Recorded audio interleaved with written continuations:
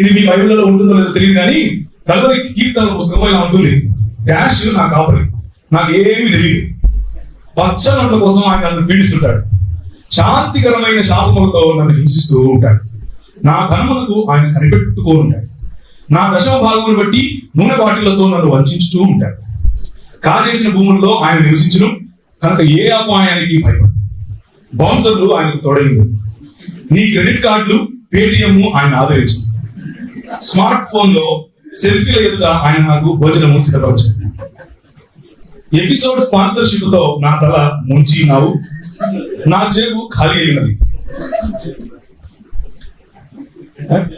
ఏంటి చాలా మంది కనెక్ట్ అవుతున్నారు.